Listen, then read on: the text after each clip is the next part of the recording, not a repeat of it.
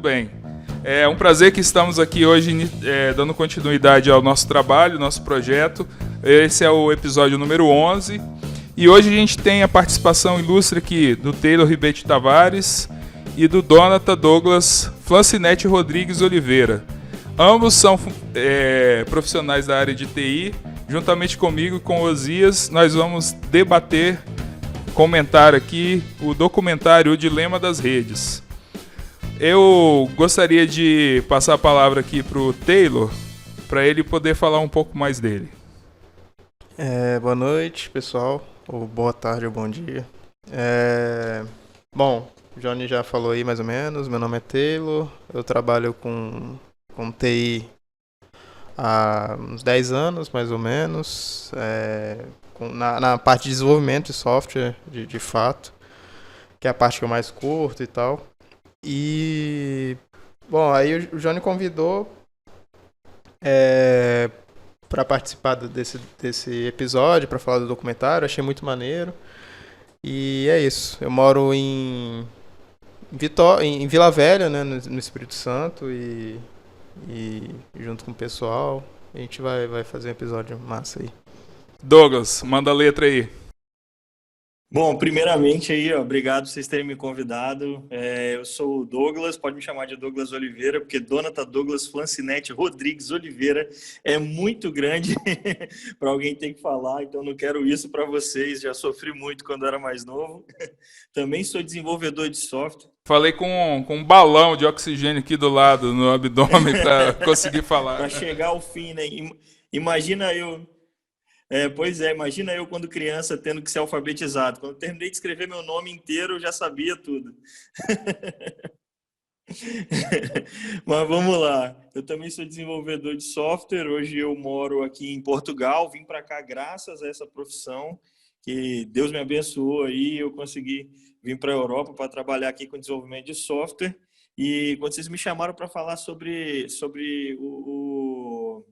o documentário, eu gostei pra caramba desse documentário, porque além de falar muito, né, daquilo que a gente trabalha, daquilo que a gente está vendo como desenvolvimento, também é uma tendência para o futuro, né? Cada vez mais nossa vida está exposta aí aos efeitos das redes sociais, né? Ou das redes em si. Né? É isso aí, espero contribuir aí para o papo de vocês. Douglas, já que você tá com a palavra, eu queria pedir que você fizesse não um resumo, mas falasse um pouco sobre o documentário, já que no seu podcast, né, no Fantasticamente Podcast, fazendo um jabá aqui já, Fantasticamente Podcast, depois você vai falar com mais detalhes, né, desse podcast que você grava semanalmente, não é isso? É isso, semanalmente. Semanalmente. Quarta-feira a gente está ao vivo. Isso. Vocês gravam lá semanalmente e em um dos episódios vocês falaram sobre esse documentário, O Dilema das Redes. Eu queria que você fizesse uma explanação assim, bem rápida assim, sobre esse documentário, do que vocês viram e o que você achou do documentário. Ok. Primeiro momento, quando a gente falou para falar sobre o documentário, né, que a gente foi assistir o documentário, eu confesso que eu fui ver com outros olhos. Eu imaginava que ia ser algo mais tendencioso, mais sensacionalista, porque eu via muita gente falando, tipo, vamos agora apagar todas as nossas redes e tal, e no fim não é nada disso. Ele acaba explicando um pouco mais sobre como a engrenagem do negócio em si por trás das redes funciona, e isso abre um pouco a nossa mente para entender que tudo é mercado, né? E quando aquilo que é movido pelo mercado, sempre tem alguém que vai pagar, né, por esse produto final e alguém vai lucrar com esse produto final. Então tem sempre uma lógica de mercado por trás disso tudo. Eu acho que o documentário é muito bom porque ele alerta um pouco de como a gente está sendo usado como produto dentro dessas redes e às vezes não percebe isso. Porque eu acho que não tem mal nenhum você usar a rede desde que você entenda como ela funciona e a forma que você é comercializado ali dentro, entendeu? Então, acho que o documentário é isso, cara. Ele traz um pouco mais dessa engrenagem por trás e a lógica por trás disso tudo, por trás das redes ali, o que está motivando esses caras botarem tanto dinheiro para poder fazer com que a coisa aconteça, né? Legal. Agora eu vou passar para o Taylor, que é também da área de TI, para falar um pouco, né, sobre o documentário. O que você viu no documentário ali? O que você poderia dizer para os nossos ouvintes aí como uma introdução ao documentário? Só pra quem não, né, não viu, né, o documentário é um filme do Netflix, é um filme documentário, então pra quem quiser ver, não souber onde achar, né. Cara, eu achei, assim, basicamente a mesma coisa que o Douglas falou. Eu também fui assistir com outros olhos. Eu não tinha visto ninguém falar, mas quando eu vi o documentário assim, eu já pensei, já deve ser aqueles documentário tendencioso, com teoria da conspiração ali, de que a gente está sendo tudo hackeado, monitorado.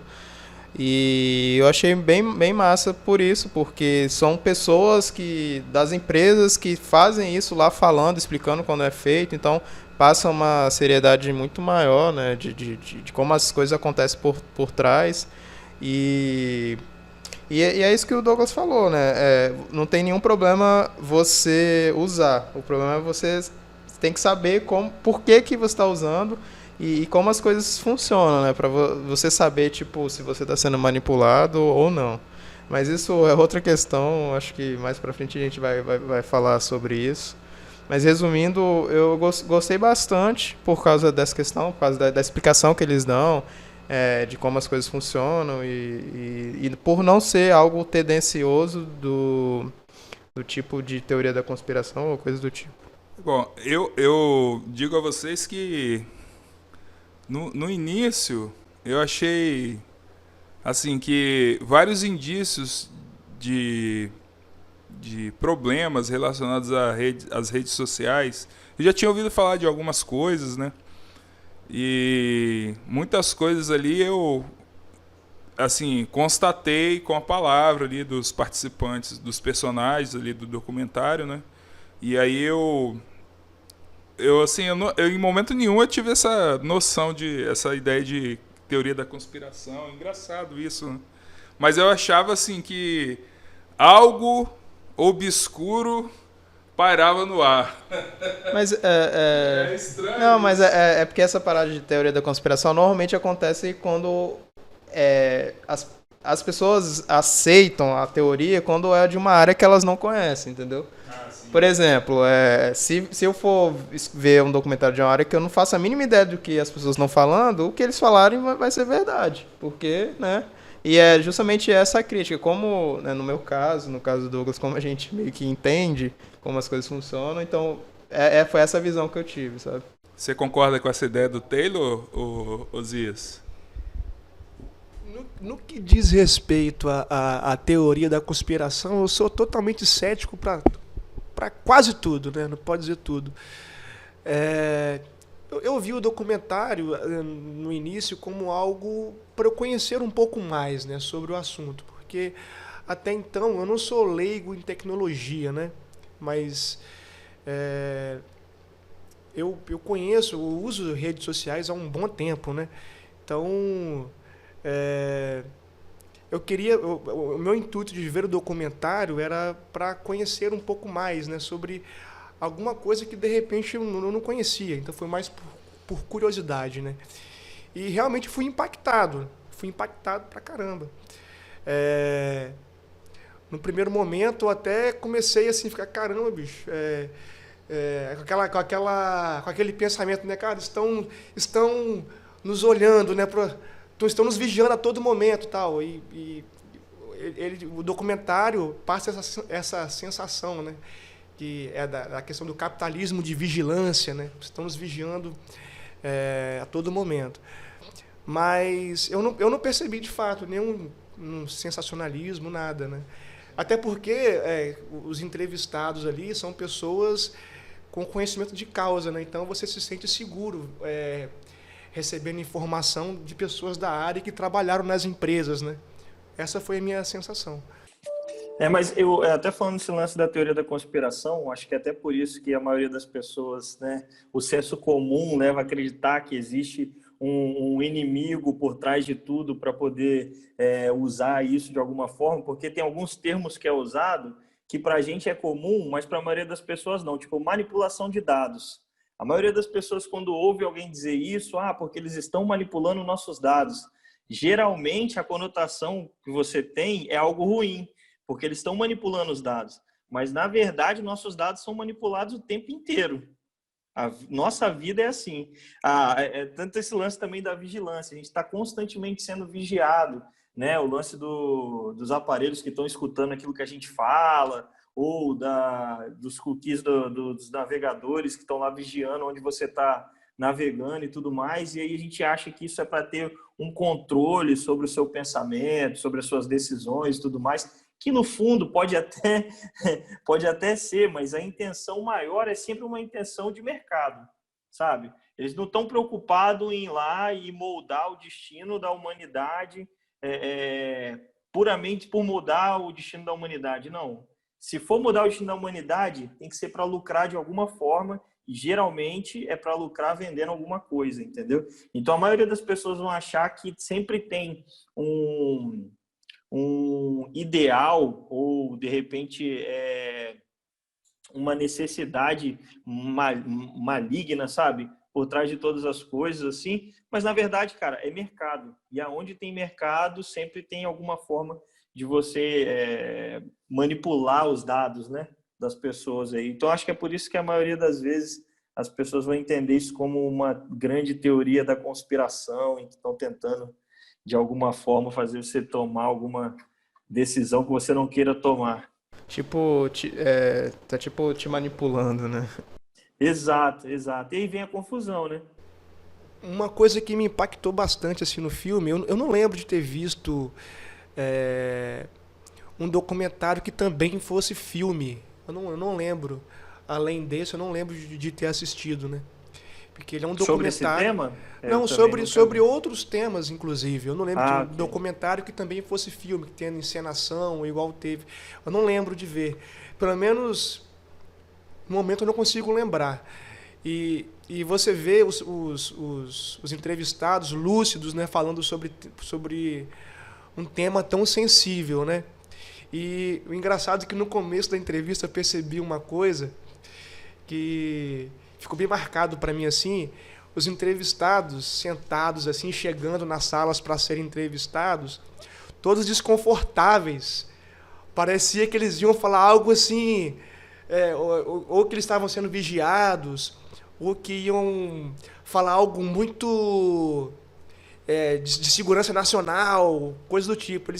Eles chegavam desconfortáveis assim e falavam meio desconfiados assim. E isso me deixou assim, caramba, os caras vão falar algo muito importante aqui agora, assim, que vai ser relevante. Ou então tem alguma coisa muito grande em jogo, né? Pelo desconforto que eles passaram, né? No momento no início do documentário, nas entrevistas. Não sei se vocês perceberam isso. Eu percebi, mas é porque assim, é o que eu estava falando antes, né? Eu percebi isso também, e de certa forma, é porque tipo, eles sabem, é o que o Douglas falou, cara, tudo é monitorado. Se você não tem, hoje em dia, se você vive com tecnologia, você está sendo monitorado o tempo todo.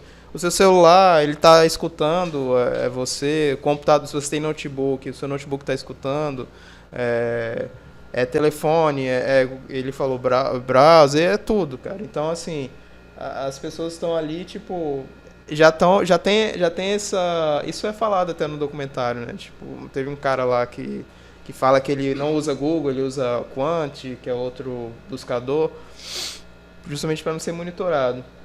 Mas até que nível, né? Eu parto um pouco para a teoria da conspiração nesse sentido, porque tem muita gente que... Aí eu vou meio que me explicar, né? Tem muita gente que fala assim, eu não acredito que o homem foi na Lua. Mas não acredita, é o que eu falei, às vezes por não ter o conhecimento da capacidade, né, que com a tecnologia que a gente tem, o homem consegue ir na Lua. Beleza. Só que computação, por mais que a gente tenha conhecimento, a gente não sabe tudo o que está acontecendo lá por baixo dos panos do hardware, do software, sacou? A gente só vê o que está acontecendo por cima. Então, eu sempre tenho esse pé atrás de que eu estou sendo monitorado o tempo todo. Por mais que as empresas falem, eu não monitoro, mas para mim não faz sentido, sabe? Ela pode falar não tá monitorando, mas, cara, se ela quiser, ela tá monitorando, porque você não tem controle sobre isso, sacou?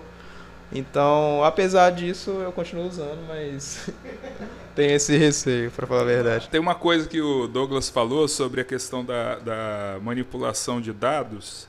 É claro, ocorre a manipulação de dados em qualquer instância que nós, ao longo de nossas vidas, ocorreram manipulações de dados, sendo eles analógicos ou digitais.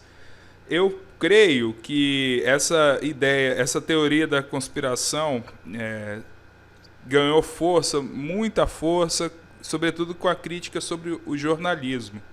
Né? Qual era a maior crítica que o jornalismo, em muitos momentos, qual é a maior crítica que o jornalismo recebe? De manipular informações tomando partido de um lado, de um agente. Né? Então, eu acho que o que dá um pouco de peso para essas teorias da conspiração é isso.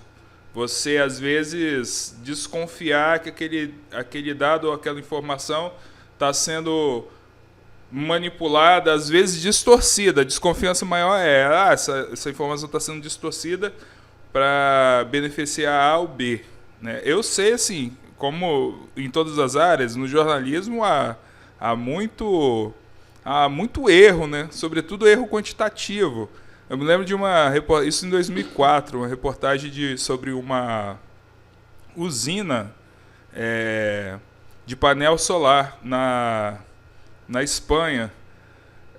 Vários veículos de comunicação publicaram aquele fato, né, da inauguração da usina. Só que um dava conta de que a usina tinha 1.500 painéis, outra 5.900, você não tinha uma concordância, você colocava em xeque ali o dado em si. Talvez valesse a pena para um cara mais criterioso correr atrás e talvez ir no site da empresa, que na época já tinha essa possibilidade de você olhar, né? Lógico que nem sempre as pessoas fazem isso, mas assim... Na maioria das vezes não, né? Exatamente. O problema é quando isso acontece e aquele erro é usado para justificar uma ação política e assim vai, né? Do Estado ou de uma empresa privada, né? Eu queria aqui aproveitar, tem umas coisas assim, né, que envolvem o nosso trabalho, que é justamente assim, a motivação na escolha do tema, né? Na escolha do entrevistado. E aí teve coisas assim, né, que eu não conhecia, eu já tinha, na verdade eu conhecia assim, né, da lista lá de indicações que a Netflix indicava para mim, né, sempre tinha lá o Dilema das Redes. Eu lembro que eu assisti em detrimento desse documentário, assisti A Rede de Ódio, acho que é o nome do filme, né? Mas bem legal, por sinal. E aí, tem coisas assim, né, que me chamaram a atenção, né? Sobretudo assim, eu li a respeito, quando o Osias comentou comigo, né, sobre a possibilidade, e aí eu achei interessante, né? Muita coisa assim sobre a teoria de capitalismo da vigilância, que a Shoshana Rudolph, acho que é esse o nome da autora, Shoshana Zuboff, né, que ela cunhou esse conceito, né, de capitalismo da vigilância. Era muito próximo do que eu estava estudando, né? Estou fazendo um estudo sobre o Capital do Marx, e aí assim já me chamou a atenção, né? Mas aí eu pergunto a vocês, o que mais chamou a atenção, o que levou vocês a assistir esse filme? Foi, assim, curiosidade ou por se achar vítima dessa pseudo-manipulação? Ou talvez um outro aspecto, assim? O que motivou vocês para assistir essas coisas? Cara, eu fui assistir mesmo porque tava todo mundo comentando sobre. Tava todo mundo falando sobre, e aí o David, que faz o podcast comigo, fantasticamente, ele disse, vamos falar sobre esse assunto, vamos assistir. E aí eu fui ver lá pra ver, mas eu nem sabia, né, sobre o termo e tudo mais lá, acho que eles até falam a respeito dessa autora lá durante o documentário, mas essa parte mercadológica, cara, é o que traduz bem, assim mesmo, o conceito de tudo que está acontecendo ali, né? Tem uma frase muito icônica do documentário que ele diz assim, ó, se você não paga pelo produto, você é o produto. Então se toda vez que você está usando as redes de graça aí, cara, tem que entender que alguém está pagando por isso, entendeu? E aí eu gostei pra caramba por causa disso, cara, dessa visão de que, né, a gente acha que eles estão sendo bonzinhos aí, mas tem sempre uma intenção de mercado por trás disso tudo.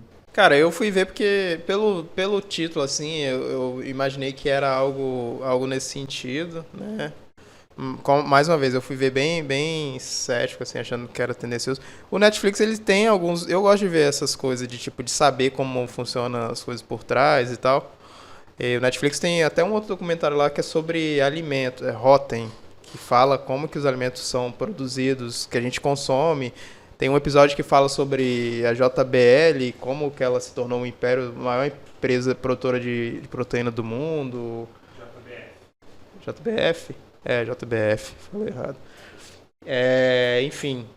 E aí eu fui ver por causa disso e eu achei bem interessante também e foi mais nesse sentido.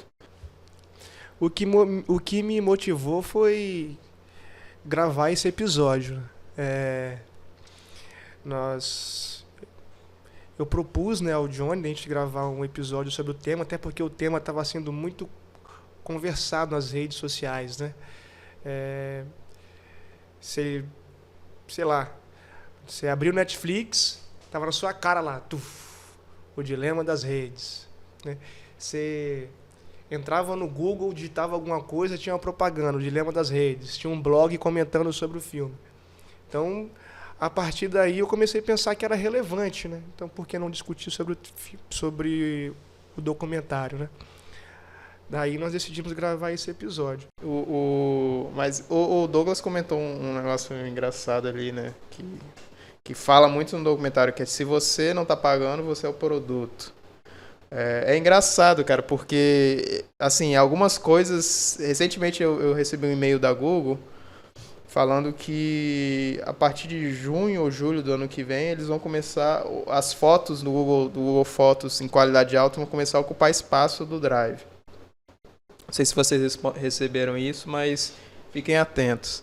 Quando a Google lançou esse serviço de Google Fotos de graça, você podia subir foto limitada lá de qualidade alta. Naquela época eu falei, cara, um dia a gente vai ter que pagar por isso. Eles não vão deixar de graça o resto da vida. Porque as pessoas vão subir foto a vida toda. E foi engraçado porque eu lembro disso, como que eu pensava nisso, que um dia eu ia ter que pagar para subir. Porque que acontece? Você tem lá fotos de 10 anos da sua vida. O que você vai fazer com suas fotos? Você vai excluir todas? Ou você vai pagar em outra plataforma, ou você vai pagar na plataforma deles. Então, ele é muito coisa nesse sentido, né? Que também tem esses serviços, eles são de graça por um tempo para você juntar usuários, juntar dados. E todo esse tempo que as pessoas continuaram colocando fotos lá no Google Drive, no Google Fotos, e com certeza, tipo, a Google fez muita coisa com isso. E agora vão ter que pagar. Eu acho interessante que o Google tem esse poder, cara, de amarrar você a ele. Ele vai te entregando serviços gratuitos, entre aspas, e vai deixando você utilizar os serviços. Gmail, né? YouTube, enfim, os serviços do Google, né? Quando você vai ver, você está dependente dos serviços, até porque os serviços são bons. Eu, particularmente, uso muitos serviços do Google. Então, sim, os serviços são bons. Aí você acaba ficando preso. Esse caso do Google Foto é um caso clássico, porque aconteceu comigo. Essa questão do armazenamento gratuito, tinha, né? De fato tinha, inclusive, eles prometiam a qualidade, aquele negócio todo e tal. Aí eu já pagava o Google Drive, né? Uhum. Eu também já pago. Só que eu comecei a descobrir que os dados do Google Foto estavam descontando os dados do Google Drive. Por quê? Começou a aparecer a mensagem no smartphone, né?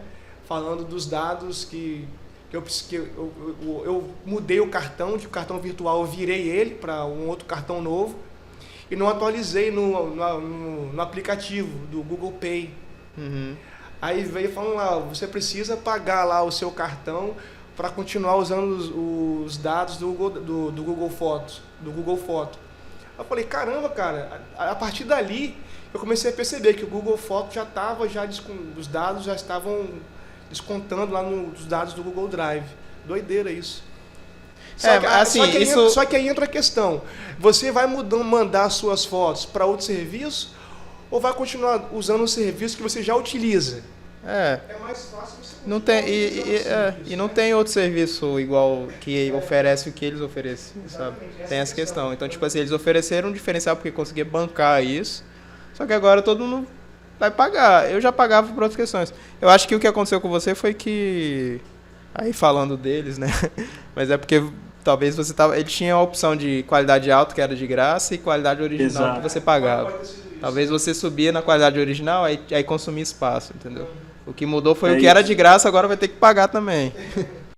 Então, essa aí eu não sabia ainda. Vocês nada mais são do que vítimas de uma estratégia, onde foi feita a criação de uma demanda e vocês foram aprisionados aí ao consumo dessa demanda.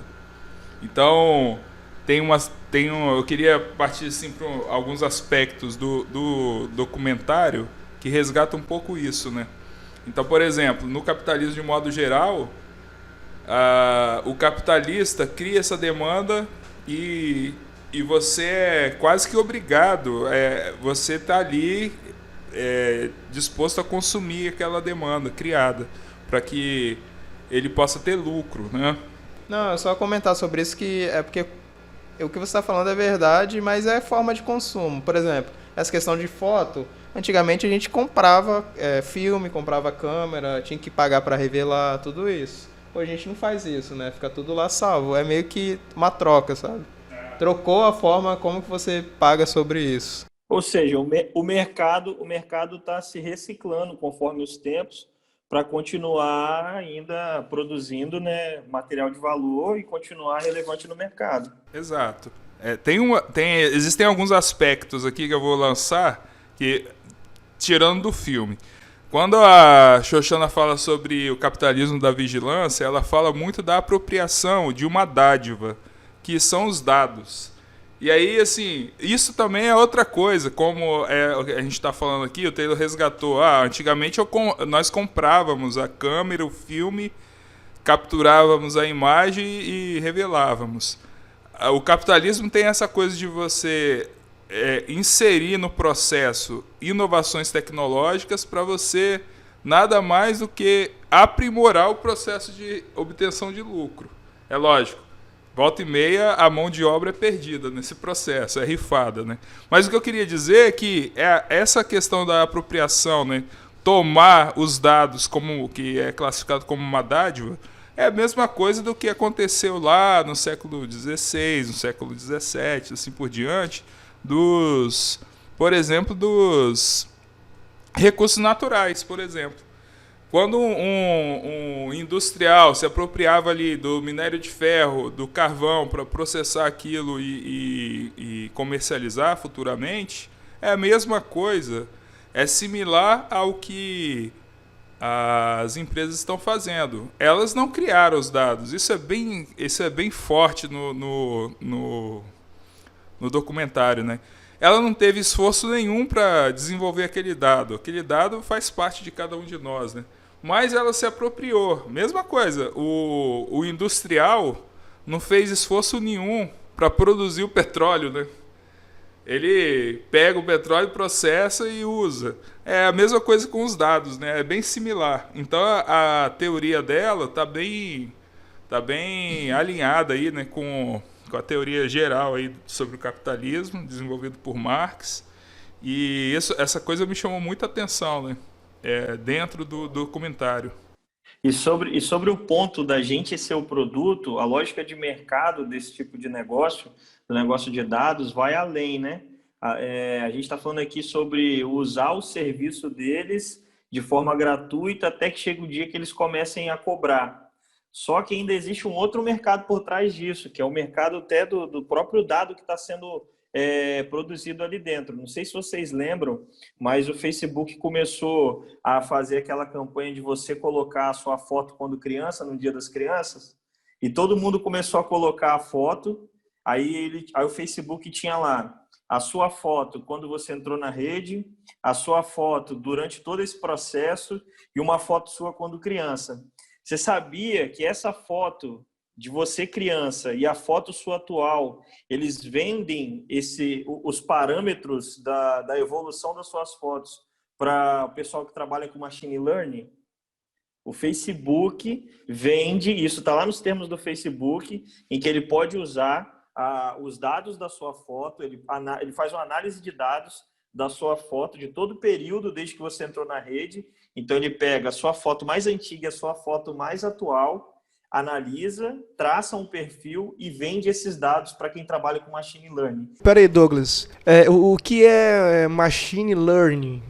Machine learning é o aprendizado de máquina. É tipo assim, as máquinas hoje em dia elas estão tentando reproduzir o conhecimento de alguma forma de determinados aspectos. Então, vamos dizer assim, uma máquina... Tem até um site, eu não sei qual é o nome do site agora, eu vou procurar depois para ver se eu encontro para vocês, que tem um desenho realista da face de uma pessoa que é produzido via código. Ou seja, é um programa que está desenhando a cara de alguém.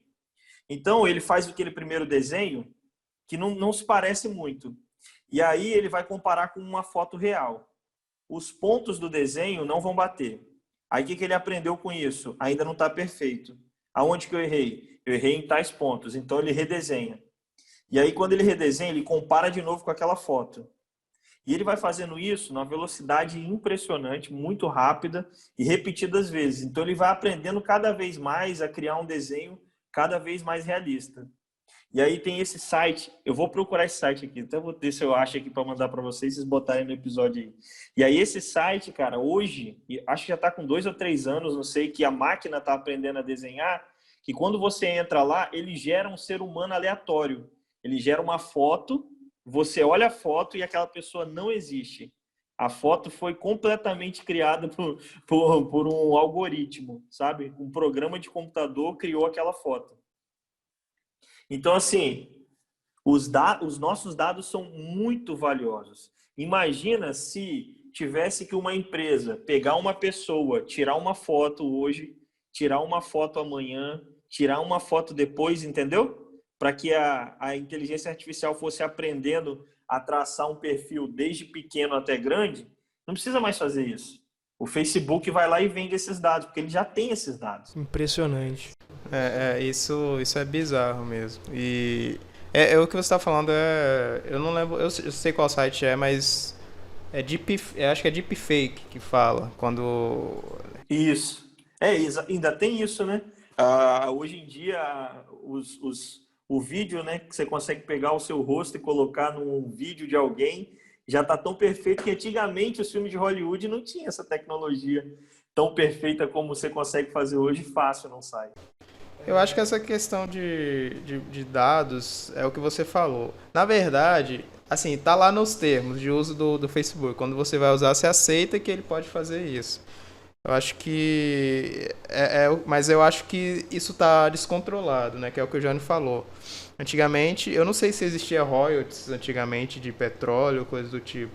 Mas talvez não existisse. Porque você está explorando algo de alguma terra, de algum lugar e coisa do tipo, né?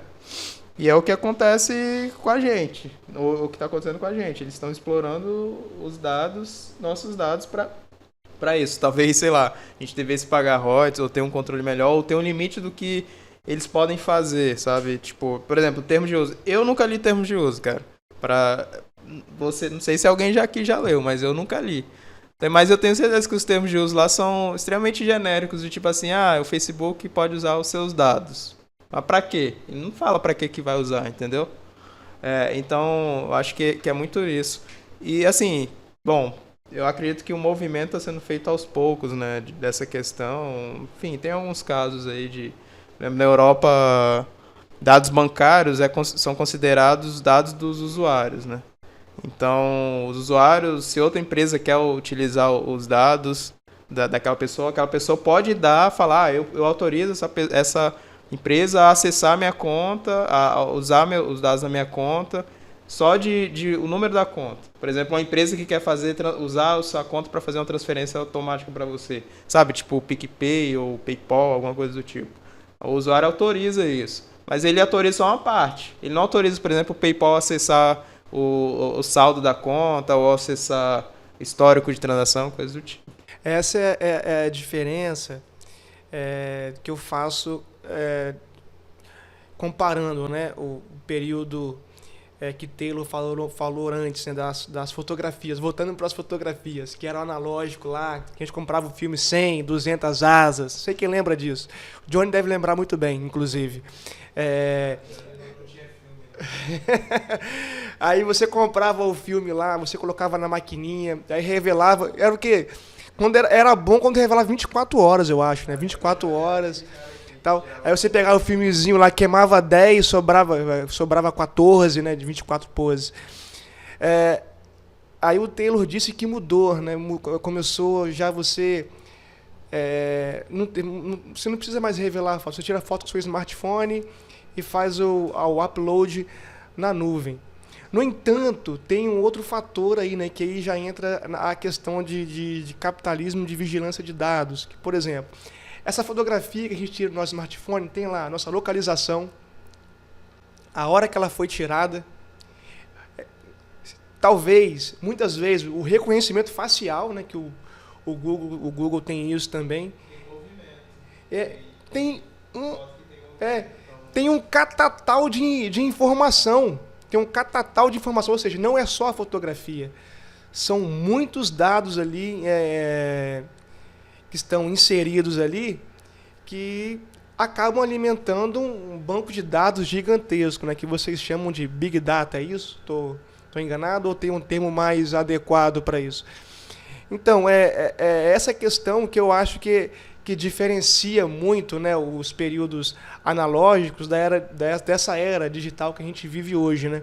Além da atividade fim, né, que era ali a fotografia, que era o ato de você registrar algo, um áudio, uma fotografia, né?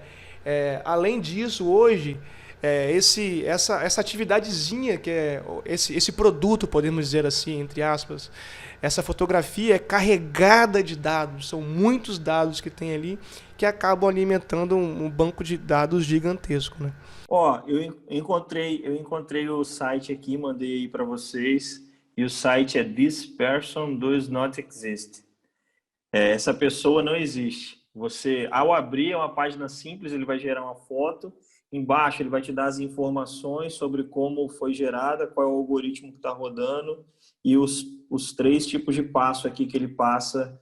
Pelo jeito ele está sendo gerado em rede neural, ou seja, são várias máquinas processando a imagem ao mesmo tempo.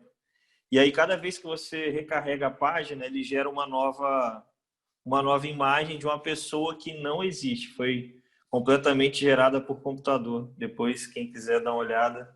Cara, esse site é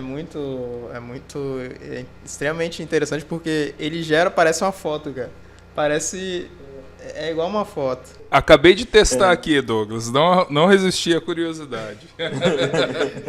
Então, testa aí. De vez em quando, eu já percebi que de vez em quando, você vai ver que tipo aparece um pescoço meio estranho, ou um ombro meio fora de lugar, alguma coisa assim, um detalhezinho ou outro, mas é porque é uma imagem gerada, né, através de máquina. Mas é impressionante. O exemplar aqui saiu perfeito, cara. Esse aqui, o outro saiu uma mistura de Lindbergh Farias com Hugo Chaves, mas tudo bem. Parece aquele cara que faz o Hulk. Ah, é, Mark Ruffalo, né? Exato. Pois é, ó. E tudo isso foi acelerado com base nos dados de pessoas reais, entendeu?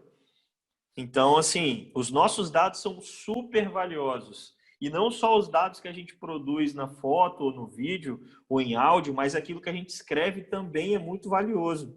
Às vezes, uma opinião, alguma coisa que você está postando num feed, num comentário, na sua linha do tempo, da maioria das redes tem algum tipo de feed, né, de linha do tempo.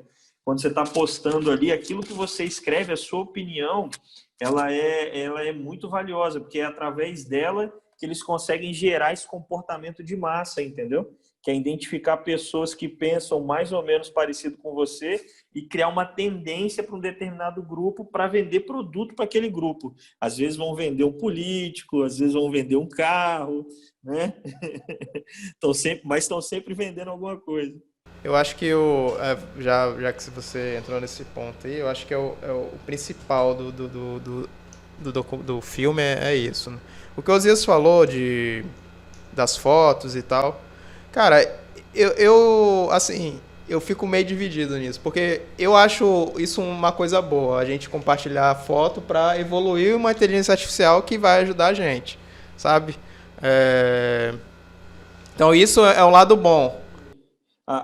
Só desculpa te cortar aí, mas a medicina evoluiu bastante, na medicina de diagnósticos evoluiu bastante por conta da inteligência artificial para processar dados de imagem do cérebro, e hoje eles conseguem identificar muito mais rápido se a pessoa tem alguma anomalia no cérebro por conta desse tipo de trabalho, entendeu? Não, isso é com certeza, tipo, é benéfico, sabe? Igual, por exemplo, o que vocês falou, tipo, é óbvio que a sua foto de graça lá no Google Fotos, eles estavam usando. Igual, se você entrasse lá, se tiver tudo ativado lá, ele vai catalogar tudo pra você, vai separar o que é cachorro, o que é pessoa, o que é só rosto. Isso é óbvio que tá alimentando. E essa questão de monitoramento, da vigilância, né, que fala, cara, não tem. Pra gente fugir disso hoje é extremamente complicado. Eu já tentei, por exemplo, usar e-mail que não era monitorado, que tinha garantia que não era monitorado, usar, por exemplo, Linux, mas aí eu ia ter que desabilitar a placa de som para não ouvir o que eu estava falando, sabe? Coisas que um usuário, a pessoa comum não vai fazer. Então, eu acho que a vigilância pro bem, eu acho que é bom. Eu acho que, pô, é muito melhor você ter uma inteligência, sei lá, igual o Jarvis do Homem de Ferro, que você fala com ele, limpa a casa, faz uma compra pra mim. E, pô, é ótimo. Eu acho que o problema disso é o que o Douglas começou a mencionar, é quando isso é usado para manipular. Eu acho que esse é o ponto-chave do documentário. Te manipular de uma forma que você nem sabe que está sendo manipulado. E isso você começa a perceber. Assim, depois que eu vi o documentário, eu abri minha mente mais para isso, sabe? E você percebe, eu já percebi esses comportamentos no Instagram. No Facebook eu não uso, eu uso Instagram e YouTube. Eu vi esse comportamento no Instagram do tipo, eu curtia alguma coisa, fechava. Depois de um tempo eu abri, tudo que eu ia lá no explorar tava lá, muita coisa relacionada àquilo. Mas no YouTube é que eu percebo mais isso, cara. Eu vejo um vídeo, ou dois, caraca, do nada começa a aparecer um monte de vídeo relacionado àquilo. E é bizarro, sabe? Eu não sei se vocês já tiveram alguma experiência. No documentário eles chamam isso de a toca de coelho da Alice.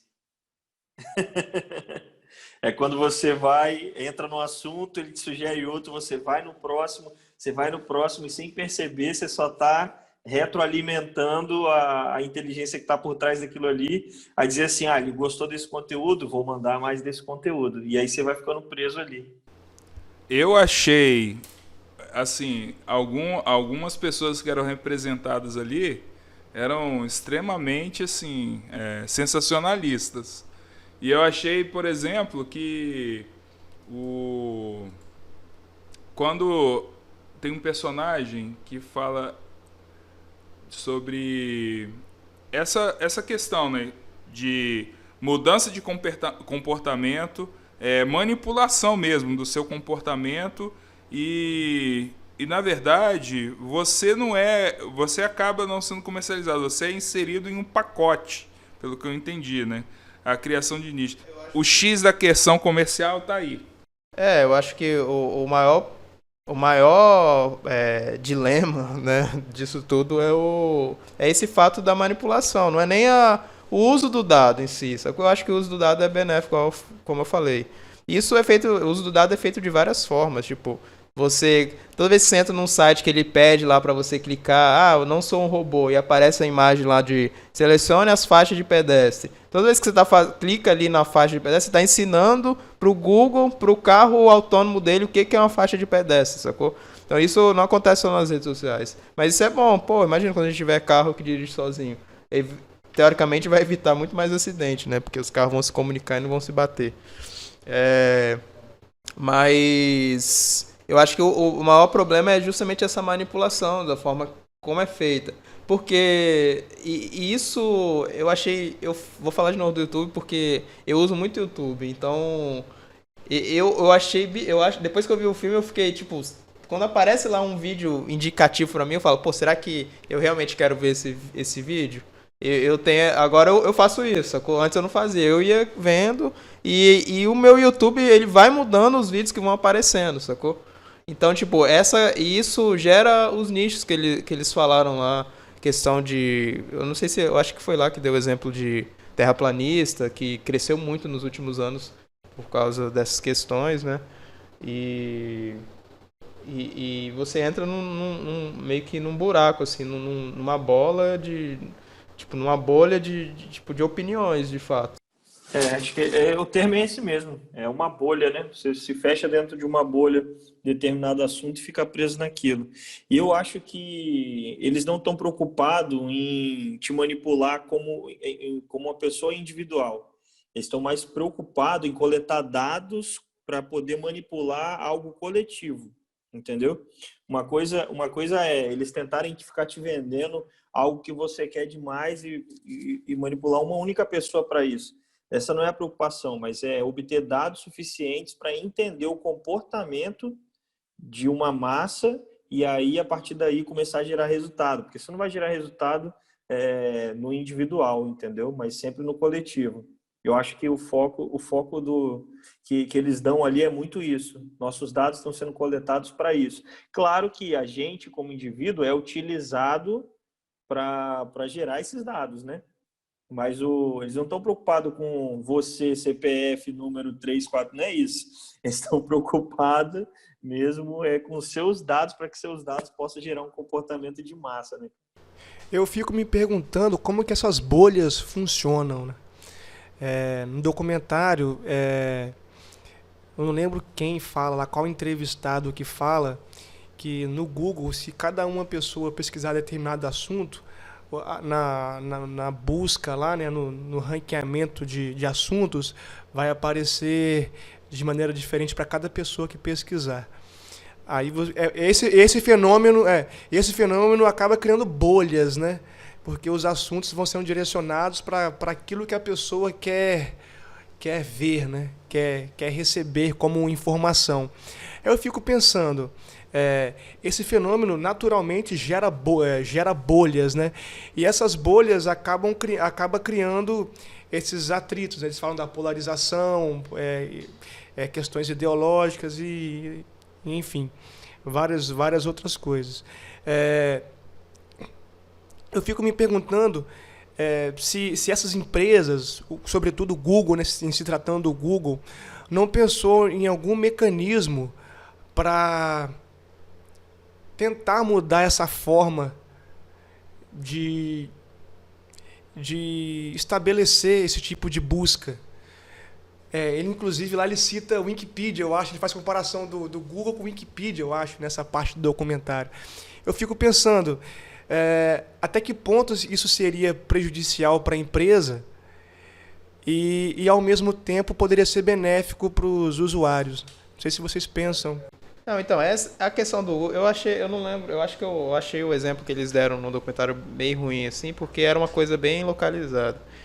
Mas a questão do Google, cara, é anúncio, sacou? Porque se você procura alguma coisa, quando você, anunciante, você anuncia, você fala pro Google mais ou menos o público que você quer ver, quer quer atingir, ou eles têm, eu não lembro, nunca anunciei lá, mas eu lembro que é mais ou menos assim, o Instagram é assim também, você fala, eu quero atingir região de São Paulo, sabe, coisas do tipo.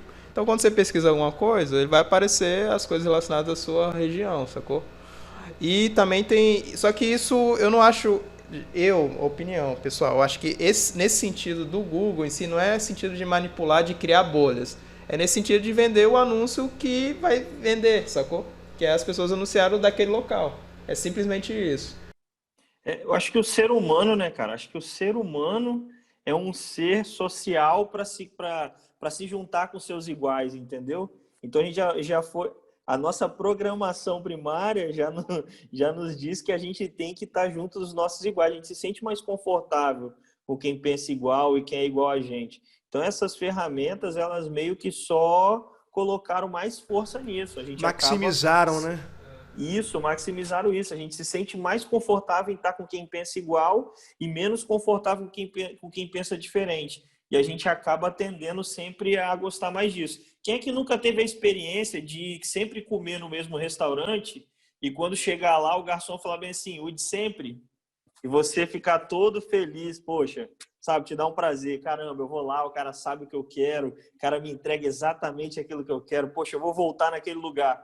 É exatamente essa lógica, ou seja, o mercado só foi se adaptando, cara, e as redes só trouxeram essa lógica do de sempre para dentro da lógica de programação, cara. Isso acontecia comigo sempre quando eu ia comer no restaurante universitário, mas tudo bem. Mas lá era sempre de sempre. Né? O Osiris está dizendo aqui em off que o Douglas é igual o Johnny, só fala em comida, é dos meus, assim. Eu gosto desses exemplos, assim, que eu lembro mais. Eu acho que é o que o Osiris perguntou, na questão da bolha. Cara, eu acho extremamente complicado, assim, porque se você for parar para pensar, você começa a pensar em várias formas deles usarem os dados, sacou? Tipo, igual o Douglas falou, às vezes eles colocam lá, direcionam para você determinados vídeos no YouTube ou determinados posts no Instagram, e eles não vão coletar, igual ele falou, individualmente. O Osias gosta de vídeo de futebol, só assiste futebol, ou só assiste vídeo de carro. Eles vão vender o seguinte, pô, eu tenho X% da população do Brasil, lá no Rio de Janeiro, que vê muito vídeo de futebol, vê muito vídeo do Flamengo. Cara, na hora que for vender uma propaganda do Flamengo, um anúncio, eles não vão vender lá no Japão, sacou? Vão vender lá no Rio de Janeiro, entendeu? É nesse sentido que eles que a manipulação acontece. A manipulação não, a bolha acontece. Só que o objetivo que eu vi do documentário não foi alertar que as empresas estão fazendo isso de propósito, mas foi alertar para os usuários que como que você tem que pensar no que você está vendo, no que você está clicando, sacou? Tipo, pô, é igual eu falei, será que o vídeo que está aparecendo para mim eu realmente quero ver? Ou se é só um algoritmo por trás que está falando para mim que eu vou gostar daquilo, sabe? É bem isso que eu vejo. Eu queria tocar num ponto aqui que é mencionado acho que já na parte final, não sei, do meio pro final lá do documentário, que fala da questão da abolição de mercados. Eu não lembro exatamente qual personagem que falou isso, mas tem uma hora que é dito que esse tipo de mercado envolvendo os dados, no caso dos dados, deveria ser extinto futuramente, como aconteceu com, por exemplo, com a própria abolição. Você não comercializa mais, é proibido comercializar a força de trabalho, né, negra. Então, por exemplo, ela cita alguns outros exemplos ali Caça-baleia. Os produtos derivados aí da caça da baleia. Até hoje, você tem em alguns países ainda, você tem aí o consumo, né, desses produtos. Mas acontece que, por exemplo, isso se tornou, frente à opinião pública, uma coisa malévola. Você consumir alguns animais, ter algumas práticas. E aí eu pergunto a vocês, na área de vocês, já aconteceu de algum serviço, algum produto, de um modo geral, que era comercializado, mas passou a ser renegado no mercado, passou a ser proibido ou lesivo à sociedade e aquilo foi abandonado? Já aconteceu isso? Porque seria inédito se acontecesse isso para essa regulação a ponto de abolir esse tipo de comércio que essas empresas fazem, ou já tem exemplos na área de vocês? Porque os exemplos dados são diferentes, né?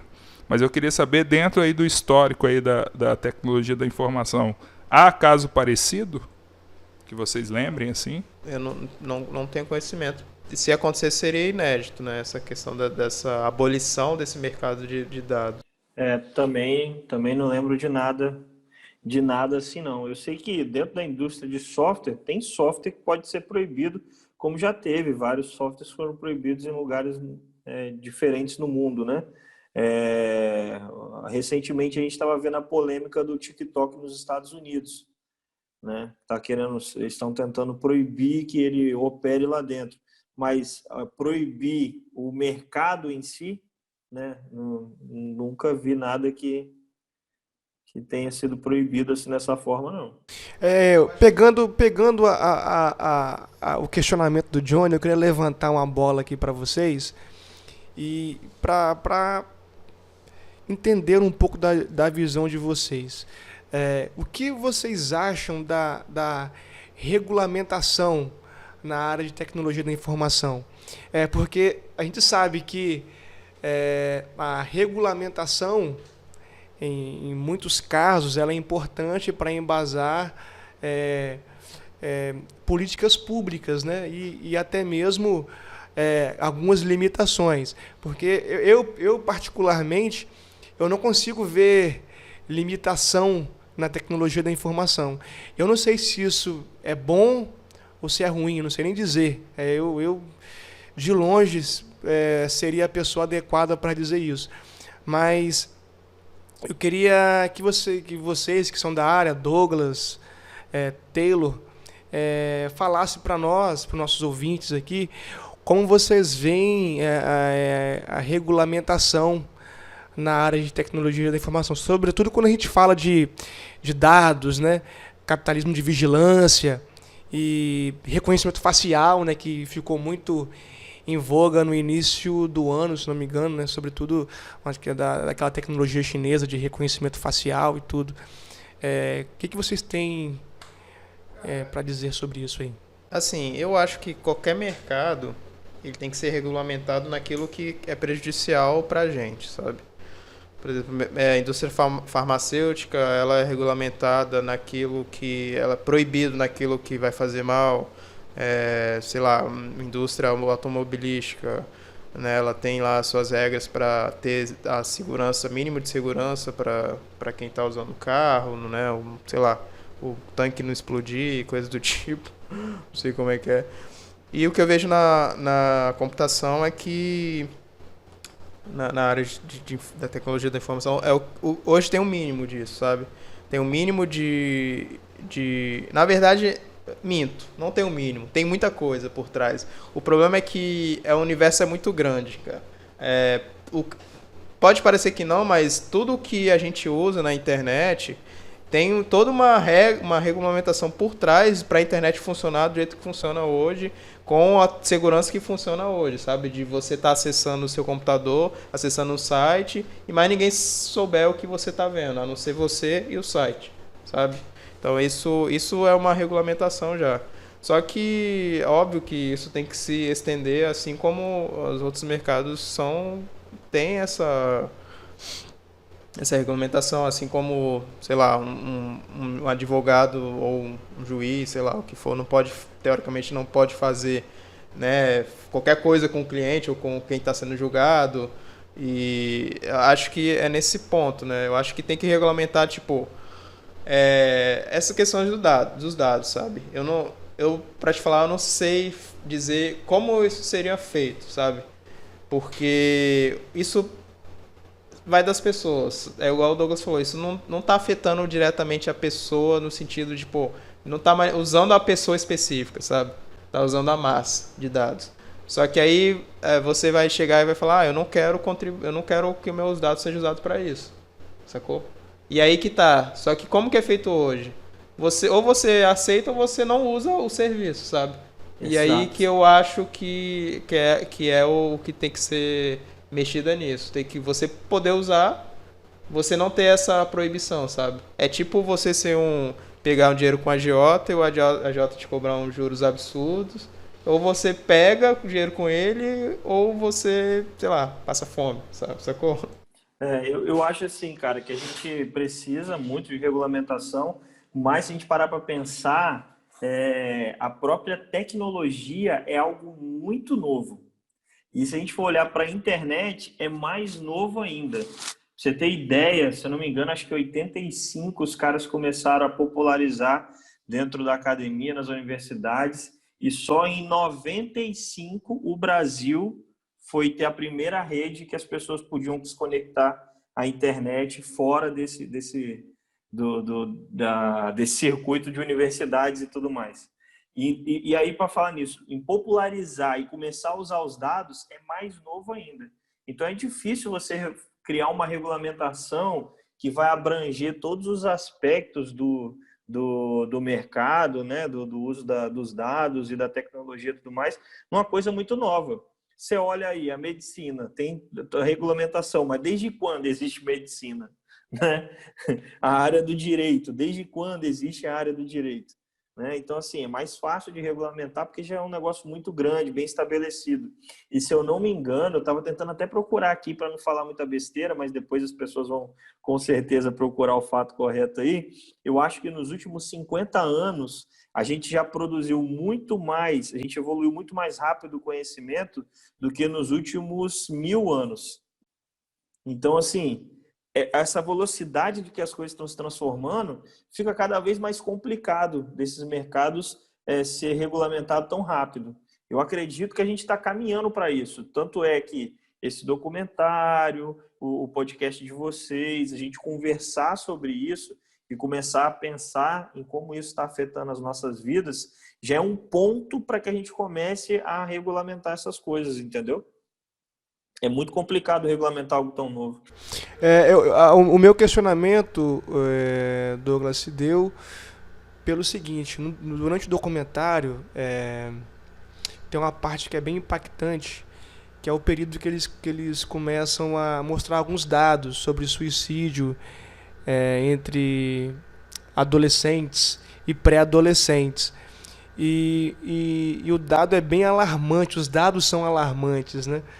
Porque mostra o período, né, do advento das redes sociais, né, do crescimento das redes sociais. Eles são comparados ao crescimento de suicídios entre pré-adolescentes e adolescentes. Isso, então, a geração pós-96. Exatamente.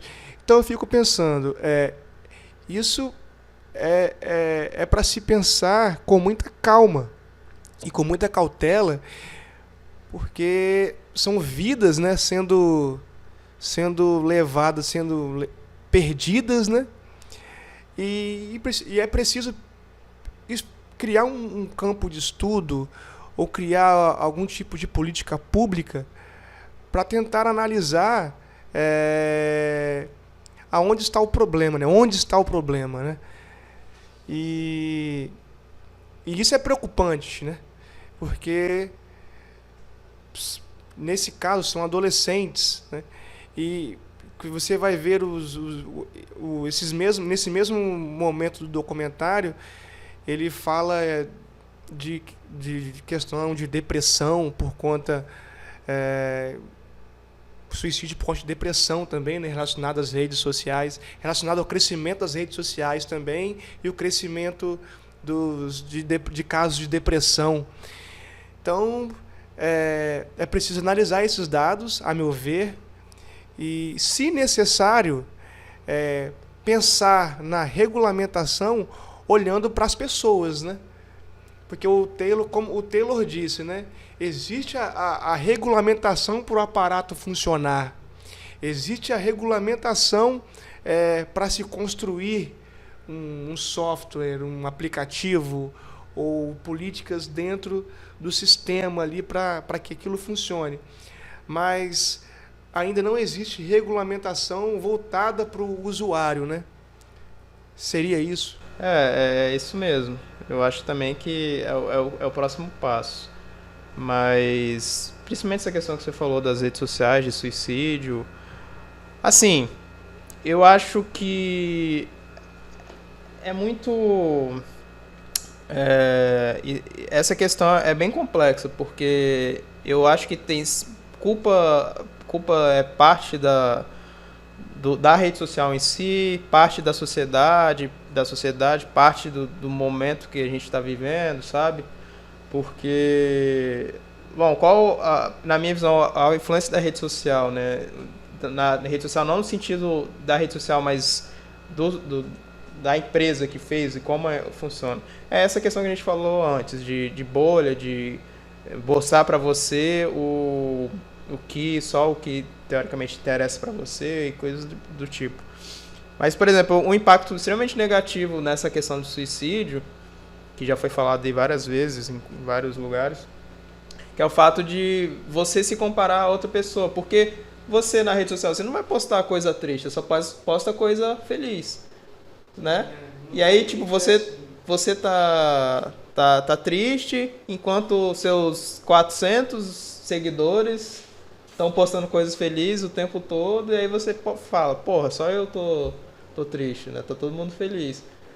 E se você for parar pra pensar, você também só posta coisa feliz, você não posta coisa triste. Então, é nesse sentido. Só que aí você pensa, pô, isso é culpa da rede social? É culpa do Facebook? É culpa do Instagram que criou isso? Não, é culpa da relação que as pessoas têm com isso, sabe?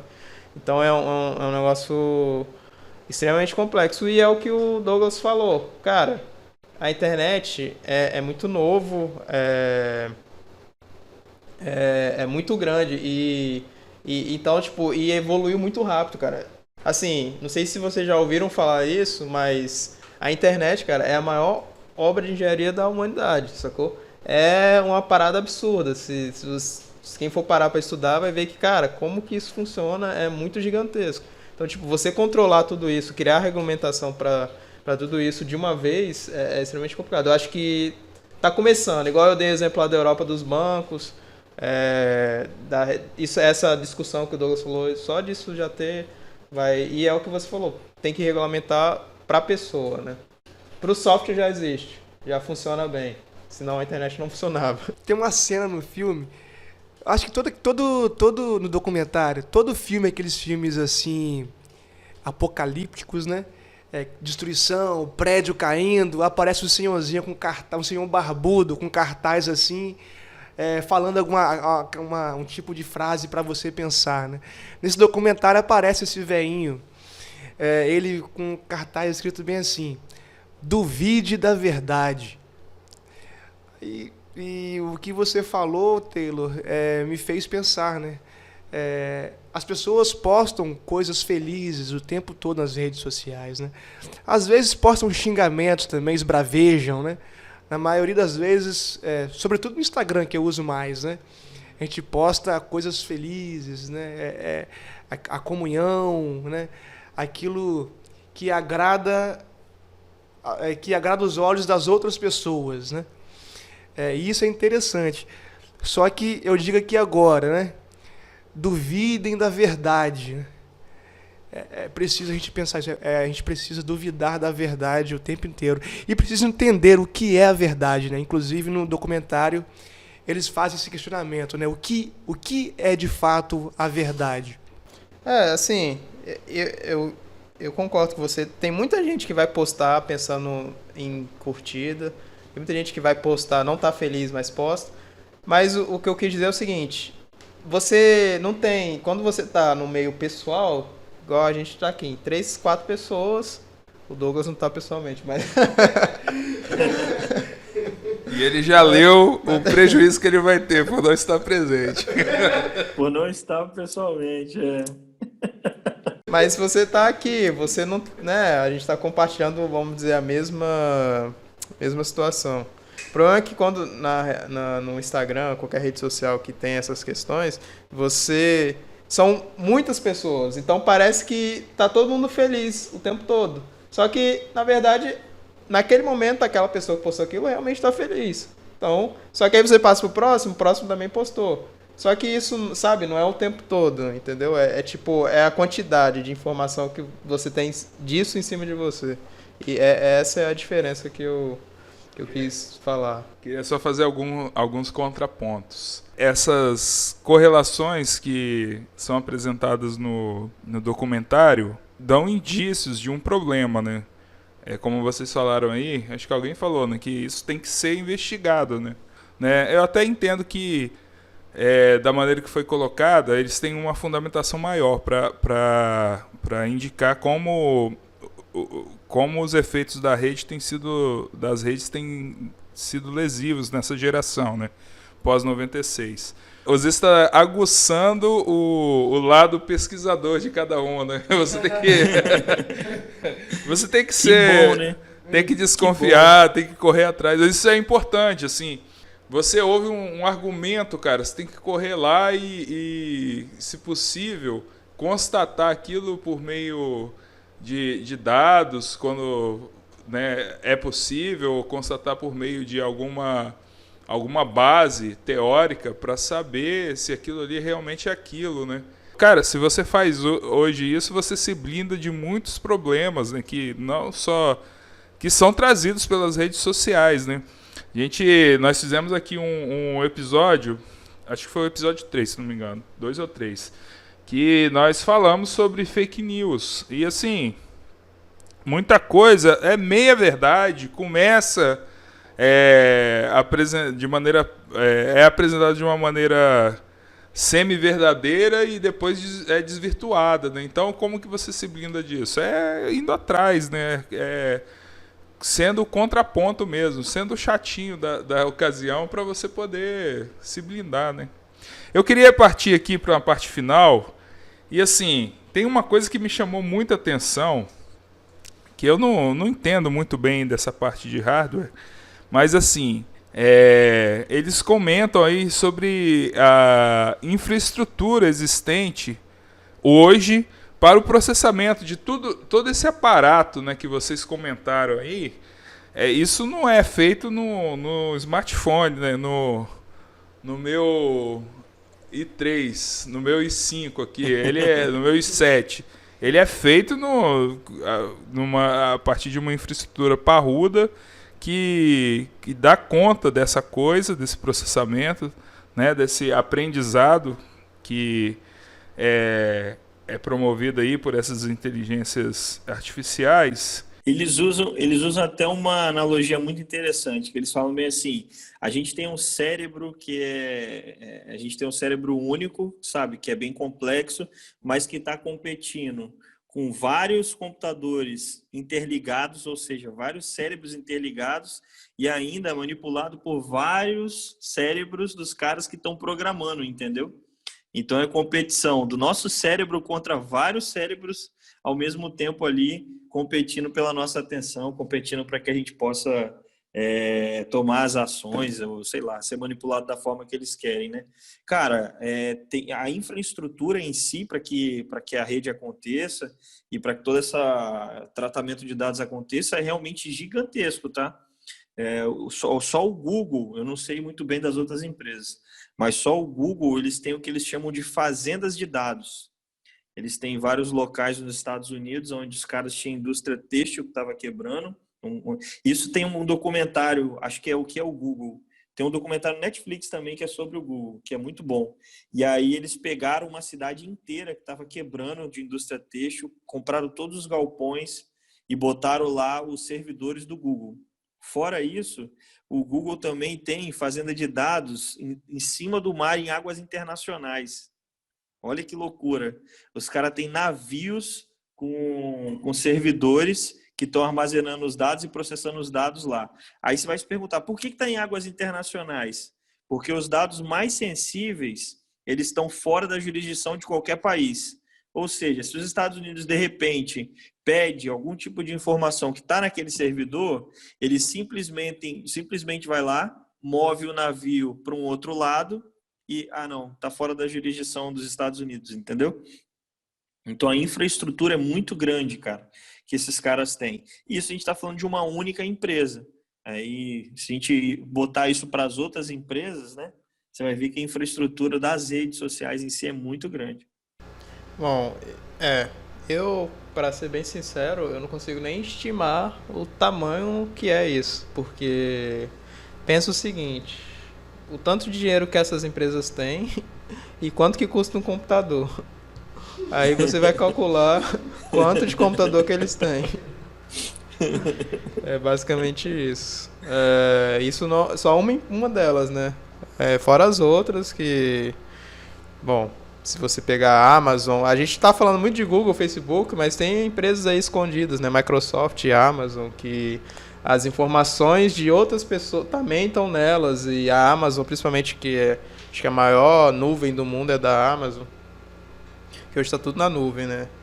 Cara, é o que o Douglas falou, é absurdo, sacou? É absurdo do tipo que não dá, eu não consigo imaginar, sacou? É muito grande, é coisa, sabe, muito grande mesmo. Pra você ter ideia, esse lance da manipulação de dados e tal, desse aprendizado do que as máquinas têm, a empresa para a qual eu trabalho, o sistema para o qual eu trabalho, que é o SAP, eles ganharam, a empresa é da Alemanha, eles ganharam na época da Copa, em que eles ganharam da gente lá no Brasil, ganharam no Brasil, na época da Copa, a SAP ganhou um prêmio do governo alemão, porque eles implementaram o sistema que fazia a leitura de cada jogo que desde a preparação, cada jogo que a seleção alemã fazia, ele via aonde determinado jogador era mais forte, era mais fraco, em que minuto aquele jogador precisava dar uma desacelerada ou quando ele era mais produtivo. Eles analisaram também o jeito de que as outras equipes batiam falta ou pênalti. Então, quando o goleiro ia ele via o jogador vindo, ele tinha informação de que o jogador tal, em 80% das vezes, chuta rasteiro no canto esquerdo, por exemplo, entendeu? Então, todos esses dados foram analisados e foram utilizados para a preparação de uma seleção, cara. E eles acreditam que tudo isso influenciou para o resultado da Alemanha ter sido campeã, cara. E a empresa ganhou um prêmio por isso. Não tenho dúvida. Eu só queria dizer que eles se inspiraram no Corinthians, cara, mas tudo bem. Mas olha só.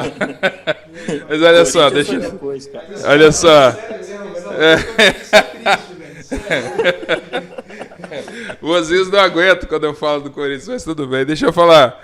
Existe cada clube agora, pelo menos os que não são de várzea, né?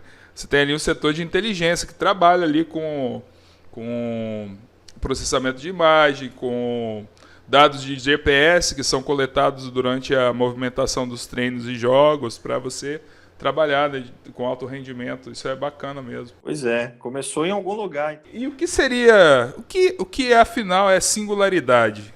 Né? Nós tivemos um outro episódio aqui que a gente trabalhou aqui, essa definição de singularidade. Para vocês, o que vem a ser a singularidade? Cara, dentro da inteligência artificial, o que eu pelo menos já pesquisei, já vi sobre singularidade, é aquele momento em que a máquina começa a aprender por si só e não precisa mais de nenhum agente externo para ela poder começar a desenvolver seu próprio pensamento acerca de alguma coisa. Ou seja, quando a máquina começar a pensar por si própria, criar uma consciência, entendeu? É um pouco disso. É porque é o seguinte, lá no documentário eles falam, né? Eu acho que isso entra, eu vou falar mais sobre isso, mas eu acho que isso entra um pouco na questão da regulamentação que o Osias falou. Lá no documentário tem uma parte que eles falam sobre como a inteligência está evoluindo com esses dados e tal. E eu até comentei antes, falando, eu acho benéfico que eles usem os nossos dados para, tipo, melhorar a inteligência dos carros autônomos, de, sei lá, de qualquer outra coisa. Tem até não sei se todo mundo deve conhecer o Atila, né? Atila Marino, acho que é Marino, né? Sei lá. E a Marino. Ele fez um vídeo tempo atrás aí sobre falando por que você deve deixar o Google monitorar os seus dados, alguma coisa assim. Não lembro exatamente, mas é nesse ponto. E aí, por quê? Né? E por que dá regulamentação? Porque a singularidade é isso que o Douglas falou. É basicamente no momento que a máquina começar a fazer versões melhores dela própria, sacou? É igual o Tron do filme, que ele fica criando nova versão dele, uma melhor que a outra. Esse é o momento da singularidade, porque hoje a gente faz as versões, a gente tem uma versão 1, a gente faz a nova versão, e vai fazendo, vai evoluindo, não vai chegar um momento em que a própria máquina vai falar, opa, eu consigo me melhorar, consigo fazer uma versão mais inteligente, mais rápida, mais melhor da forma que for. E aí entra o ponto da regulamentação, né? Até que ponto isso vai chegar? Porque se você for parar a pensar, isso é infinito, né? É exponencial, é sem controle. Então, a regulamentação que eu vejo nesse ponto é pensar em qual é o limite, sabe? Talvez nem chegar nesse ponto, de chegar num limite de tipo, sabe? Tipo, Eu, Robô, que tinha as 3 leis do Isaac Asimov, que proibia que a máquina fizesse 3 coisas que, sabe, faz todo sentido. Então, eu acho que isso volta também no ponto que o Douglas falou. Isso está evoluindo tão rápido que talvez as pessoas nem pensaram nisso ainda. Mas isso, na minha visão, é extremamente importante que já tenha essa coisa. Uma pergunta de brincadeira aqui, e ao mesmo tempo com certo temor, podemos esperar uma Skynet? Cara, eu tenho medo. Eu não tô brincando, eu tenho medo disso acontecer, sabe? Eu sinceramente, eu nem tenho medo dos robôs ganhar, cara. Eu acho que eles já ganharam.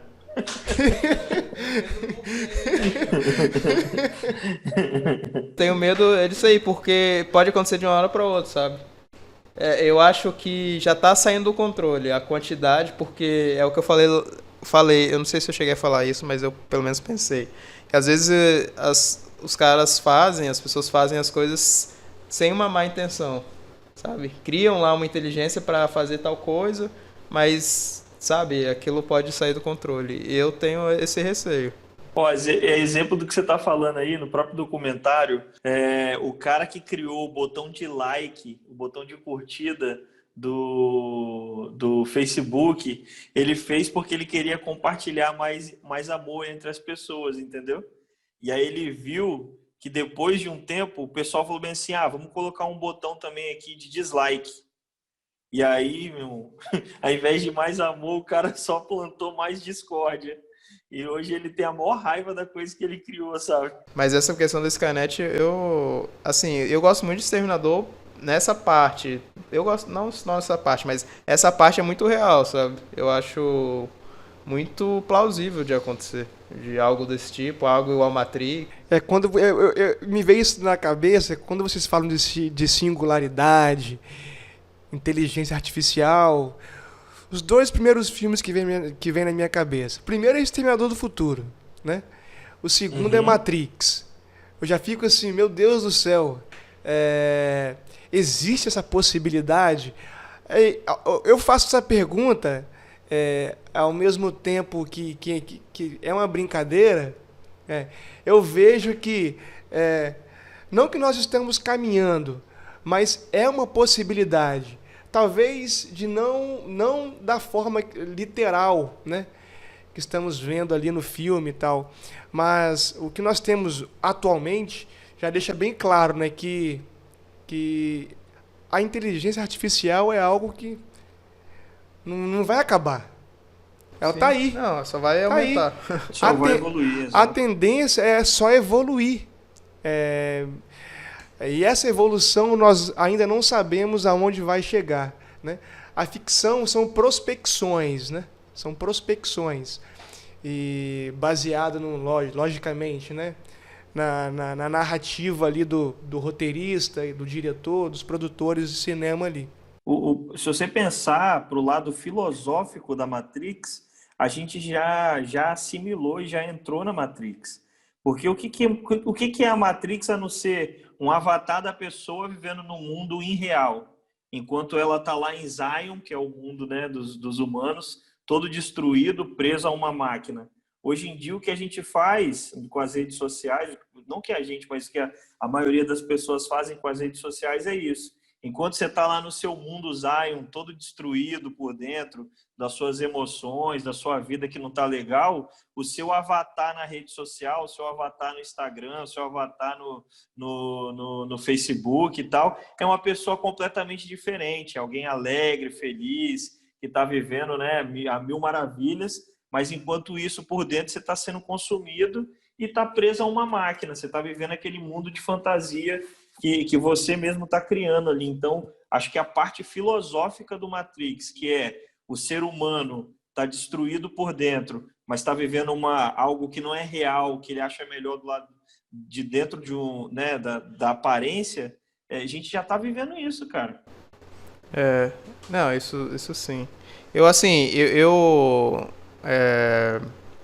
A parte que o Osias estava falando, eu considero o Exterminador do Futuro, vamos dizer, na verdade, eu ia falar mais real, mas tem a parte de viajar no passado, então, não. E, com exceção dessa parte, a parte da inteligência artificial, assim, eu acho que é o mais... Cara, eu sempre penso, eu falo, cara, se isso acontecer, se chegar no ponto de ter uma singularidade, vai acontecer Exterminador do Futuro. Porque pensa, você, ser humano, olha para a humanidade e pensa, cara, realmente a humanidade, né, tá destruindo o planeta.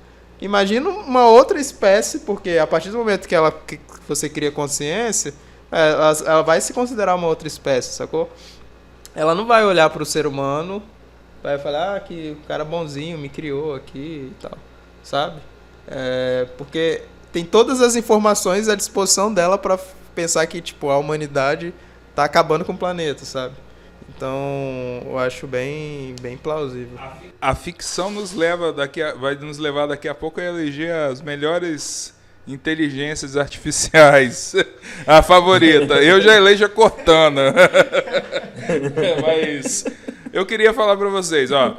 Na ficção, você tem vários exemplos assim de inteligências artificiais. Na série Gears of War, por exemplo, você tem ali inteligências que governam cidadelas, né? Então, ou cidades imensas e tal. Então, assim, eu acredito que há uma tendência, se você olha de uma maneira, digamos assim, positiva, né, ou afirmativa e tal, de que isso vai trazer um benefício para a humanidade, talvez assim, que uma singularidade dessa possa gerenciar melhor o espaço urbano. Isso é um ponto assim que, né, fala-se hoje sobre cidades inteligentes, talvez, né, isso possa ter um benefício assim, direto, né. Eu, particularmente, eu vou resgatar um negócio até meio lúdico aqui. Eu sou muito fã dos Transformers, né? Então tem uma série Beast Wars, eu não sei se vocês conhecem. Mas, cara, eu acho que o ser humano, de um modo geral, a relação do ser humano com as inteligências artificiais vai ser parecida com a do Megatron, daquela série, com a inteligência artificial que ele possuía.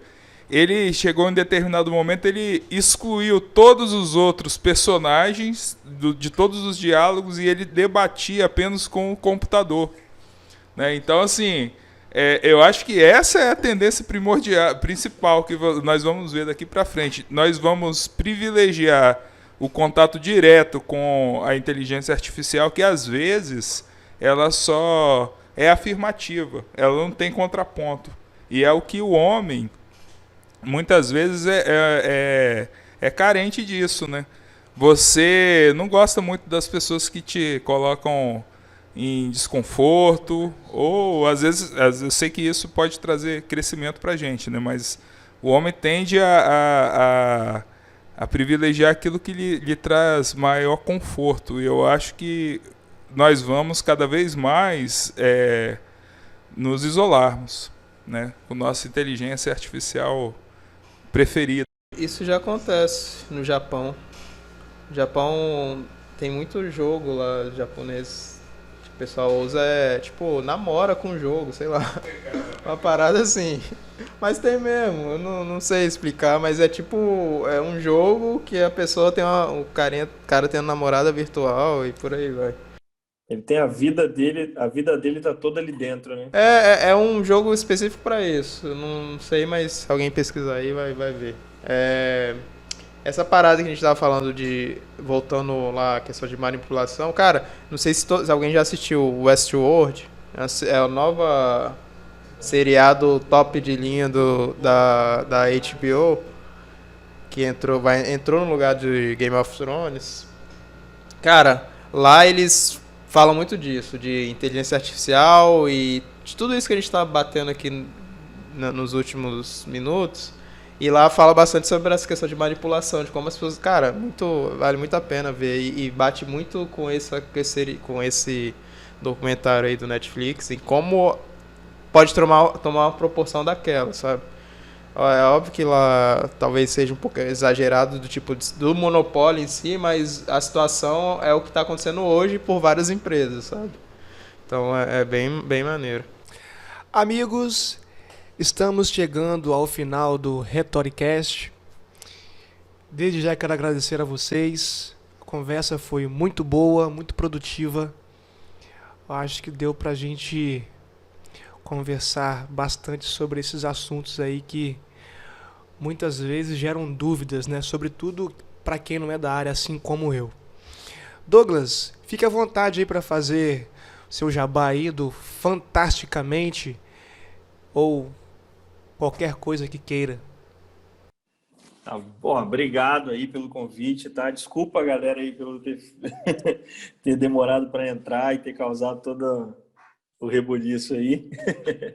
Mas obrigado mesmo de verdade aí por vocês terem me convidado. Foi muito bom estar aqui para bater esse papo com vocês. Eu já vi alguns outros episódios, eu gostei muito. Acho que era de arquivologia que vocês falaram. Não sei se foi nesse que vocês falaram com o filho do Augusto Husk, não foi isso?